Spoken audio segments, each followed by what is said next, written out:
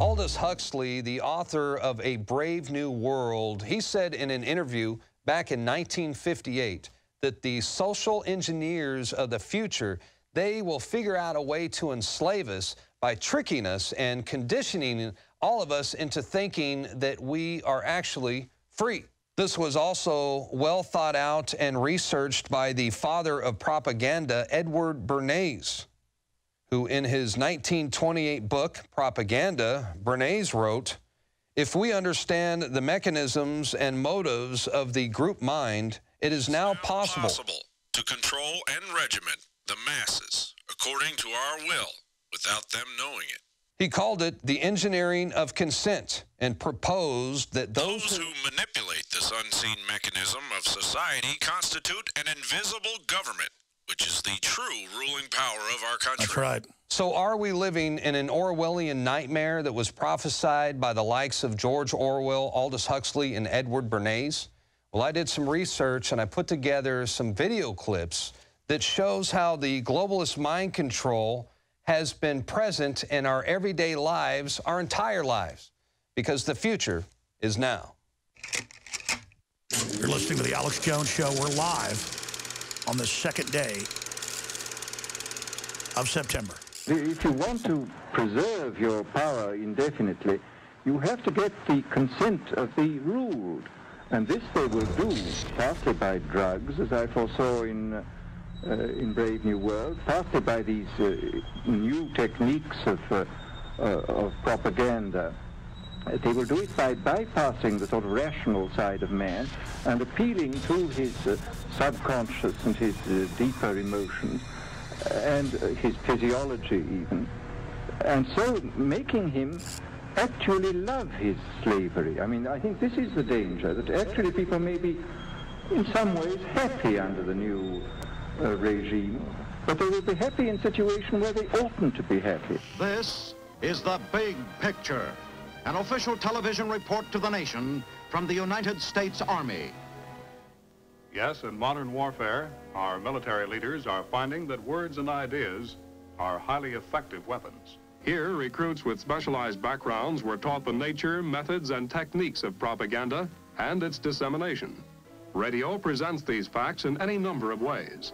Perhaps its most rewarding form of expression is news.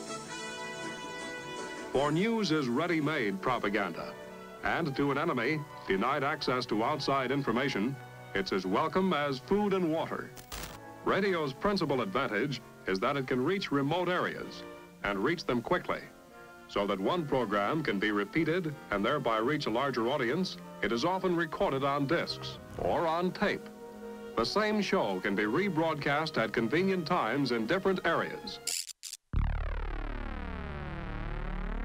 Unfortunately, you've grown up hearing voices that incessantly warn of government as nothing more than some separate, sinister entity that's at the root of all our problems. They'll warn that tyranny is always lurking just around the corner. You should reject these voices. Public policy could itself become the captive of a scientific, technological elite. My team and my specialties, information operations and the psychological arm of things, we are trained to deceive if we have to. If you found out that your public affairs team that was showing you around actually had just completed a 40-hour course in psychological operations and was trained in psyops and in military deception, you start to question, hey, is that an appropriate use of that resource? You shouldn't trust me. In fact, by my actually participating in that, I will taint the news. They took the babies out of the incubators. Took the incubators and left the children to die on the cold floor. They had kids in incubators, and they were thrown out of the incubators so that Kuwait could be systematically dismantled. Go read a book by the father of modern advertising, Edward Bernays, where he calls you a dumb slave and admits they run your whole life.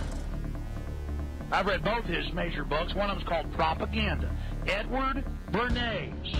Psychological warfare operations went into high gear. Our propaganda was beginning to pay off. There's a global crime syndicate that controls NATO and the major Western governments, and it is using Al-Qaeda to overthrow secular governments. I also can't see sending my son to fight with Islamic rebels against Christians. I also can't see my son going to fight on the same side as Al-Qaeda. The people we are fighting today, we funded 20 years ago. It was almost as if it were a planned implosion.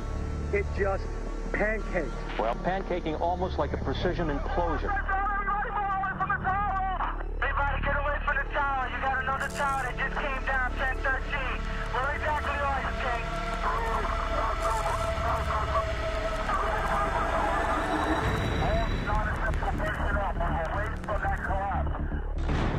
Millions of people are sick and tired of the endless wars, the poverty that is coming, the attacks of our civil liberties. I don't believe in conspiracy theories. Conspiracies, yes. If I believe it, there's nothing theory about it. You take the blue pill, the story ends. You wake up in your bed and believe whatever you want to believe. You take the red pill, you stay in Wonderland, and I show you how deep the rabbit hole goes. Meantime, there are questions multiplying today about the mysterious death of award-winning journalist Michael Hastings. We are also requesting that your team of advisors include a senior officer who is thoroughly experienced in psychological operations.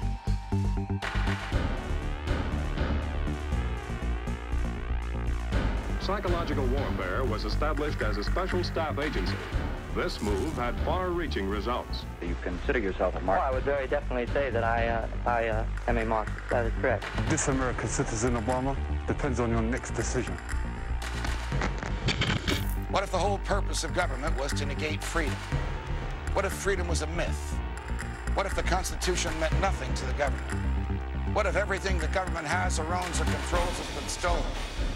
It's what we're doing here, and let's not kid about it. We're building a domestic army, and we're shrinking the military because the government is afraid of its own citizens. This is what we have to look forward to all over the place. Look how quick, within a matter of days, they were able to go into a martial law status here in Ferguson. They have this entire bridge, this road blocked off. You on the parking lot.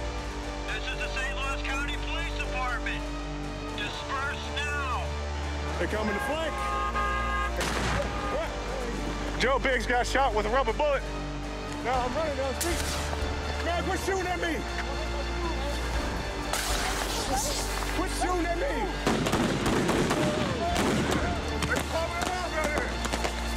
I'm here to warn people. You keep telling me to shut up. This isn't a game. The answer to 1984 is 1776.